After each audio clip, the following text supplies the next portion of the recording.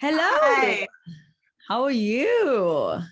I'm good. How are you? I'm great, thanks. It's Karen. Hey? Yes, Kayla, right? Yes, nice to meet you. I am Boneka from South Africa. It's going very cold at the moment. Is it getting warmer that side? Well, I'm in Iceland and the temperature is getting a little, yeah, I know.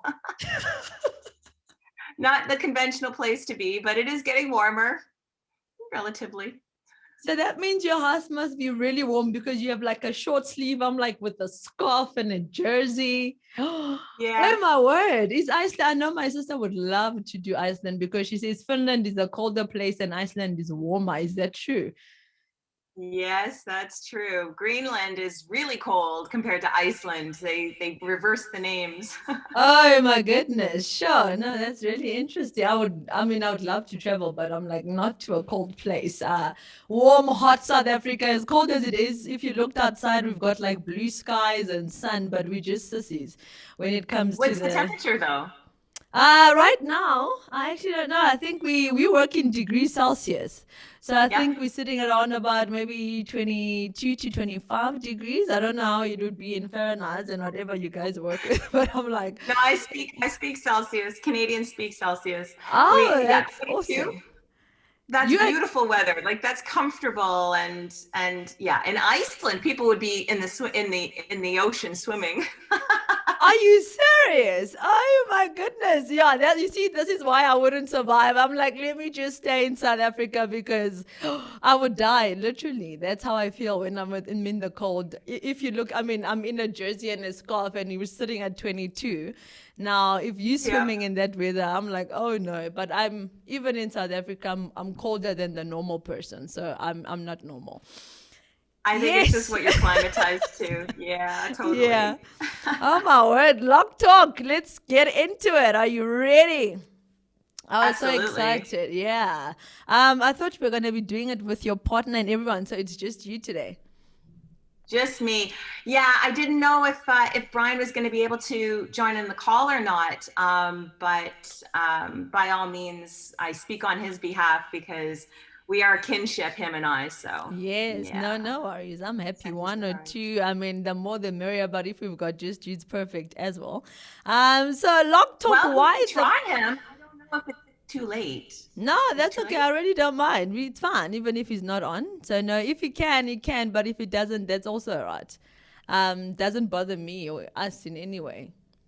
Oh my gosh, if he could get on the call, that would be amazing. That would be Um, amazing. he's an Ye- early bird, so he'll be awake. Because it's 6 a.m. that side, isn't it? We are in the middle of Yes, our day at it the is. moment. Yes, it is. Now, I'll give you a chance if you can. That would be awesome. But if not, that's also Yeah, all right.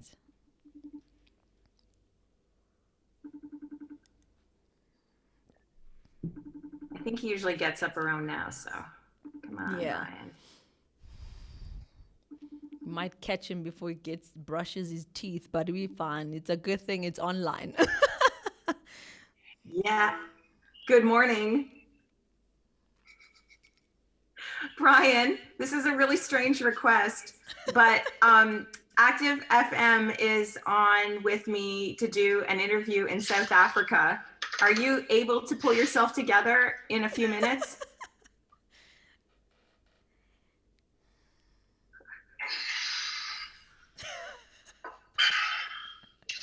Good morning. All the way from South Africa.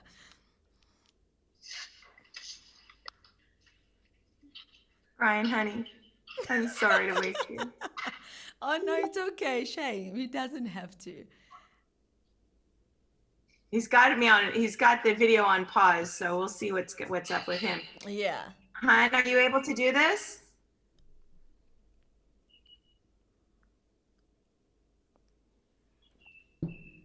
I hear birds chirping.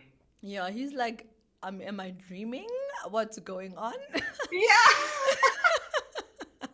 South Africa? What? If I send him the link, the same link that you sent me. I think it should work. I think so. My All technical right. people can get that that side ready. But yeah, Shame, he can join us if he can, but we can carry on. I mean, it just would be awesome. But Shame, if he's not on, that's all right as well. All right, let's see if I can send him that link. Only if you can. We're on now.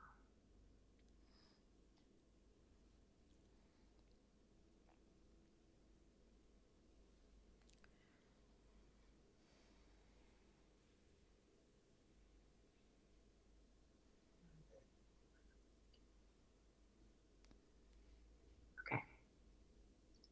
I sent him the link. We'll see what happens. All right. No, that's okay. Shame. If you woke me up like that, you would not get me onto the call. I'm just, yeah. I'm like, let's He's try always again. saying how much of an early bird he is. So come on, like, Yeah, I'm now we're testing putting it to this. the test. Yes, we are. We're like, early bird, you couldn't even answer the call. No, Shame. We really don't mind. Yeah.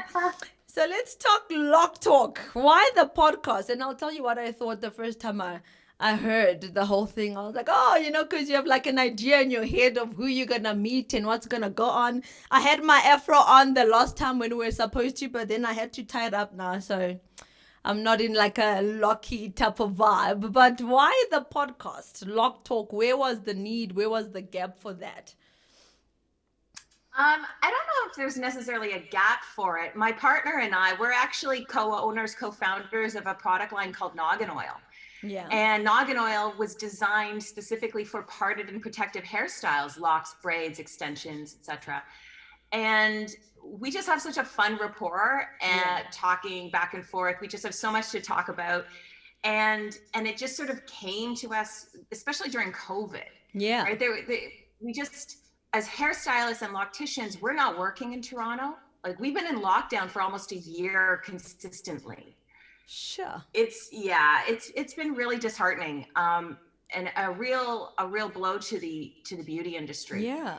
But Brian came to me and he says, we should just do a podcast. And I said, yeah, I love talking. We love talking.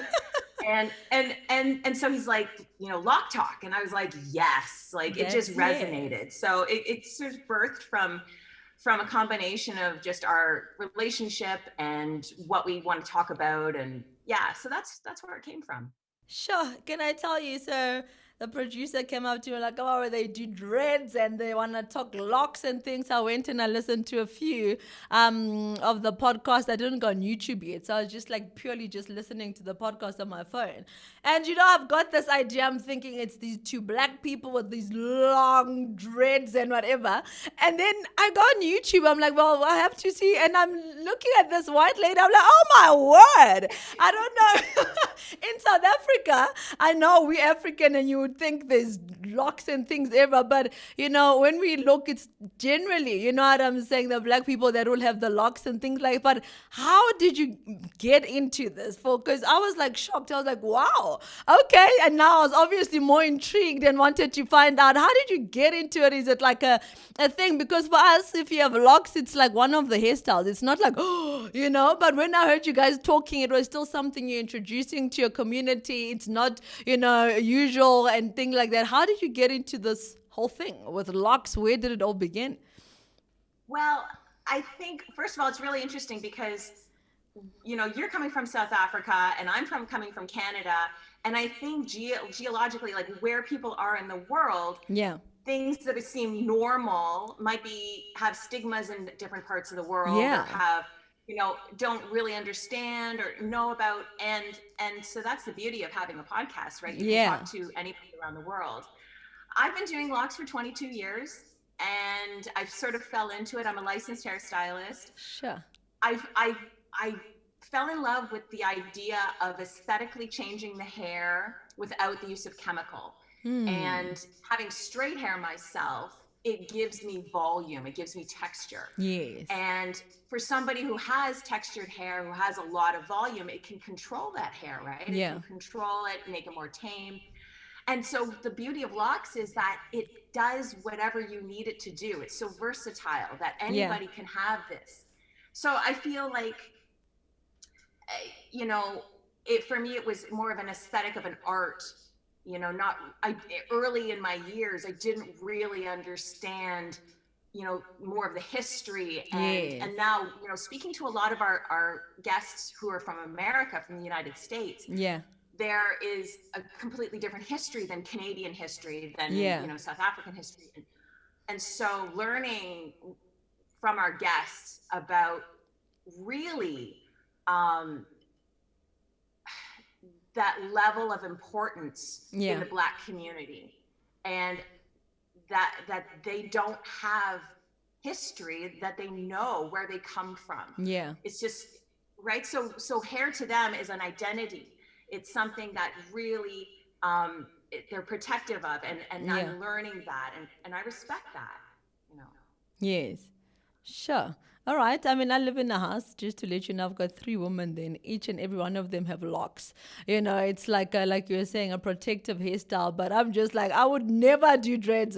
But that's not because I'm against it. I feel like it's so limiting. While you like it's so versatile and whatever, I can't braid my hair like this if I've got dreads. I can't have all these different things. But I live in a house literally with 3 other women that all have dreads, and they just like, yay, this is the hairstyle. But where do you think the future of dreads is? Obviously, in Iceland compared to South Africa, I mean, hey, South Africa, it's just another hairstyle. You don't even blink twice when you see someone with dreads. But when you're looking at Iceland and the community and what you building and trying to grow, where can we, in 3 or 5 years time or 20 years time in Iceland, where do you think the future of locks is? Are you seeing people getting onto it and saying yay, or are people still like, oh, it's not my thing?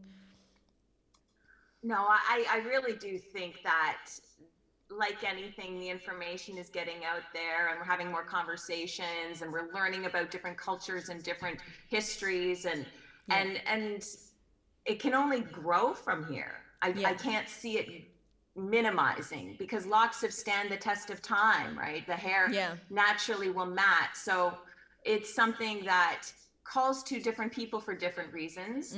Some of it personal, some of it for fashion, some of it for spiritual, religious. It's for practical reasons, as I mentioned earlier. So I think it's just going to get bigger and bigger, and more people are going to be curious. That's a lot of the reason why we're doing the podcast, is just to get the information out there. Sure, that's awesome. Now, I was listening to one of your podcasts. Oh, I can't remember his name now.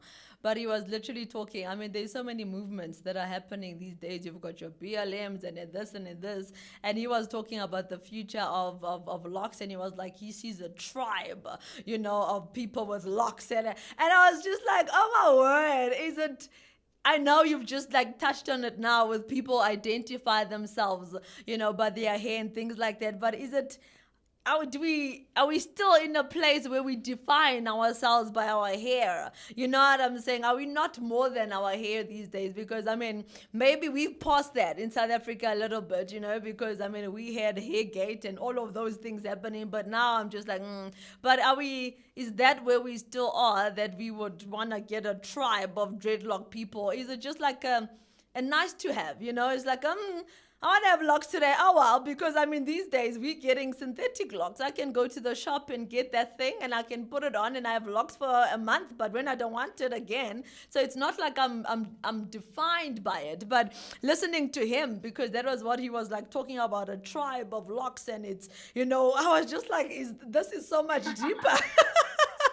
I just thought it's a fashion thing, but is that where you guys are? I mean, obviously you've got different interviews and all of that type of stuff and the different people. And listening from the podcast, he was also in locks and, doing the whole thing. It was you and Brian and talk. I wish I could remember his name now. I don't. I hope you do. His name is Dread. Yes, that's the one. So is that where the mindset or whatever is happening there? I mean, in Toronto and Iceland.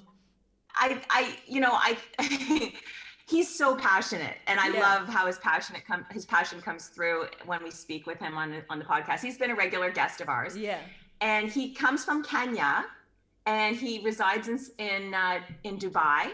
He's been living there for several years. Yeah. And he does locks in Dubai, and I feel like really, you know, when he's talking about a tribe, he's talking about a global community, right? Yes. So he wants to normalize and just be like, ah, he has dreadlocks. Yeah, no big deal. Just as you're saying, Yeah, in South right? It's Africa, like, yeah. oh yeah, my brother has dreadlocks. Yeah, okay. So, Yeah. but we're still working past that stigma, right? Yes. Especially in North America or other countries in the world that are, you know, not familiar with seeing somebody with different texture of hair having dreadlocks, and destigmatizing things like, which is connected to natural hair, textured hair. You know, it's like, this is your crown, and it's personal. Yeah. But everybody has their own reasons, their own choices for having dreadlocks. And I think Chris McDread just really just wants to share that love, that it's cool. Just have them. Like, okay. No big deal, right? Yes. Oh, no, that's awesome. I just like, oh my word, it sounded like you were so much deeper, like dreads were. Were more than what I was thinking dreads. I was like, oh, I need to find out, you know, because I mean, we can be so ignorant because I'm in South Africa and it's just like, oh, well, you know, but it's always so exciting and interesting to find out, which is why we do these global and international things, just what people are thinking and what are people going through, you know, when it comes to that. And I'm excited. You said, you know, you into this whole thing with the obviously the products with the oil and things like that. Does it work on my hair? Does it work on your hair? Is it for a specific type? Before I was like, Karen, I want you to ship me some of those now. Would that be good on my South African rooted hair? Absolutely. Yes. And that's the thing about our product line, Noggin Oil. Yeah. So it's a really simple product that actually it's harmonious with any other products that you like to use. So whatever traditional shampoos and so forth. Yes. But really the common denominator is parted hair, right? So it's scalp health as opposed to hair health. Yes. Healthy scalp equals healthy hair. And it doesn't matter the texture, it's just the scalp, which is the skin. Okay. So if I wanted to get dreads, yes, thank you. If I decided for some weird reason, I would get dreads, you know, my hair would lock, I think in 3 weeks, I would have a proper a proper dread if I wanted to. But what are the challenges I'm going to have? You know, let's say now I decide, okay, the afro or the whatever. I mean, we do wigs and we do synthetic hair and all of that type of stuff. What are the challenges I would get as a person going into dreads? And something you just want to be like, by the way, just get ready for this because that's not normal. What are those that I can look forward to? Yeah. Well, you know, when I tell clients who are getting locks for the first time, above and beyond anything else, everything is normal. Whatever you're experiencing, somebody else has experienced the same thing, right? So some people experience something like shrinkage. So the locks might seem long and cylindrical in the beginning, and then they start to bulk up. It's very normal because the hair is still shifting and it's still trying to find its position. And I always tell people that when I'm creating locks, that this is sort of emulating or imitating the true lock, which is the regrowth. The regrowth is the true dreadlock. And our hair, straighter hair textures actually rely on shedding hair, but kinkier textures rely on the shape of the curl and the coil. So you're going to have different parts of your hair are going to respond differently depending on if it's a softer texture or coarser texture. And you might have experienced some itchiness in the scalp. Like all of this, it's a process. And I tell people now, I've come to the point where I'm telling people it's a journey. And a lot of people are referring to this as a lock journey. Yeah. And you have to really embrace all parts of it. When you have them, they're baby locks, and you know what you're going through. It's a learning curve, and you know, everyone is so excited to get to like the long, mature adult locks. And it's like, you get to that point, and then there's things that you can't necessarily do with them that you could when they were fresh and new. So it's really just a journey. Sure. Now, there's a weird thing that happens in South Africa. I don't know if you know this, but we can go buy locks. Somebody else grows them, and I can decide tomorrow, I can go and buy a lock, a full head of locks, and I can obviously, how you do the whole thing, I can infuse it on my head. Do you guys, have you gotten to that level, in Iceland? Can we just get up and say, listen, I want a pair of blonde locks, and yeah, let me get it? Are you guys there? Or because when I first, I'm South African, but I was like, that's very weird. I don't want someone else's locks on my hair. Do you guys also do that, where you sell original locks? Yeah. Okay. So what you're telling me is that you're buying somebody else's locks that someone else grew. Yes. Wow. Okay. So, now I've heard I need to be educated. I've heard that some people are doing this. I don't know really the proper wording, but illegally, like taking other people's locks from their heads without permission. But you're saying that some people are permitting or growing the locks on purpose and purposefully cutting them off to sell them. Yeah. Wow.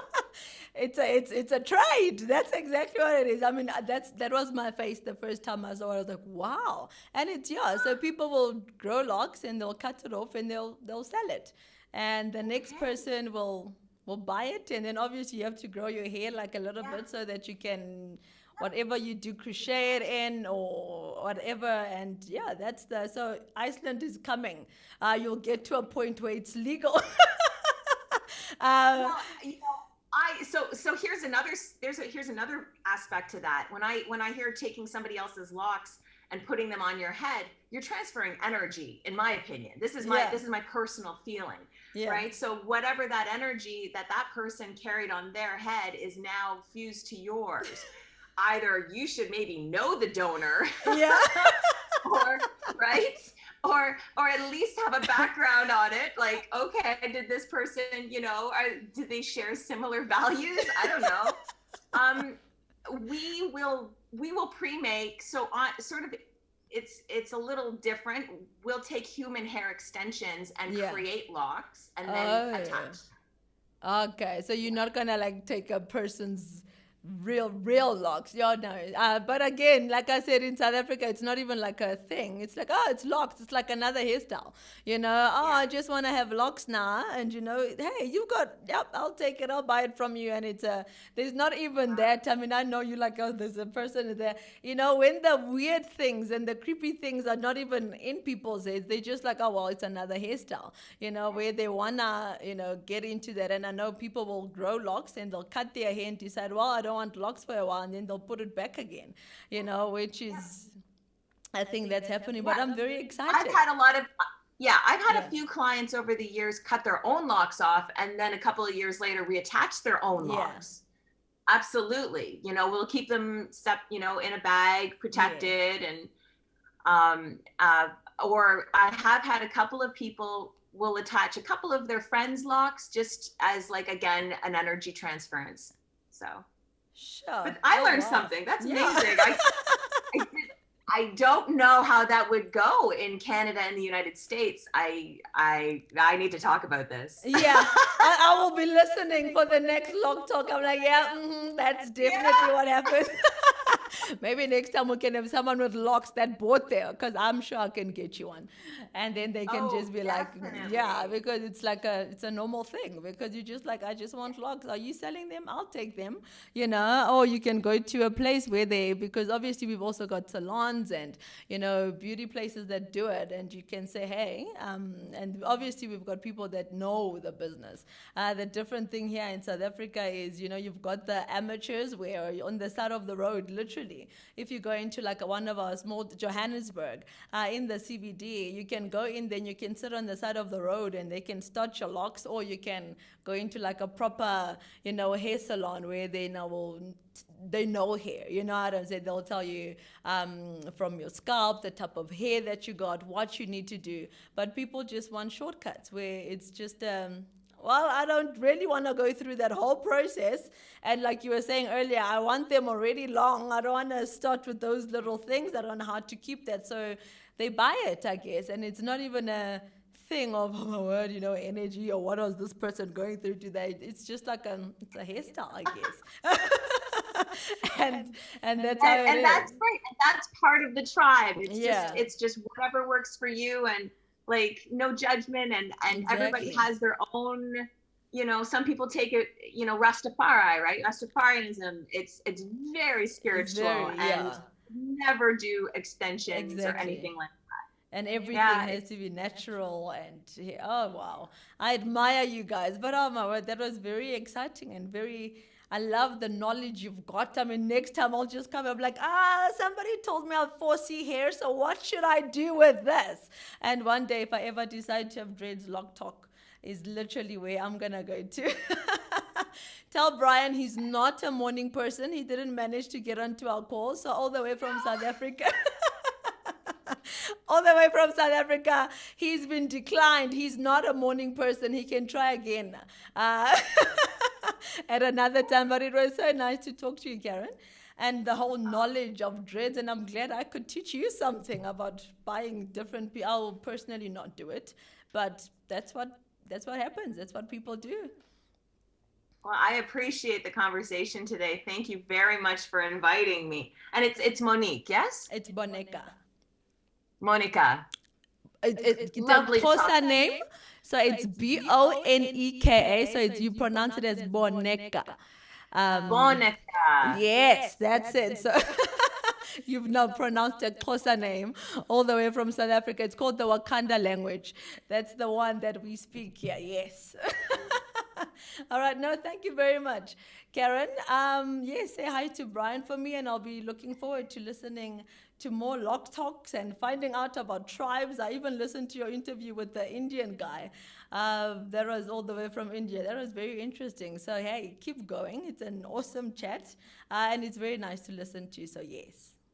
Thank you so much. Take care. Have a wonderful day. You too. Thanks. Bye. Bye bye.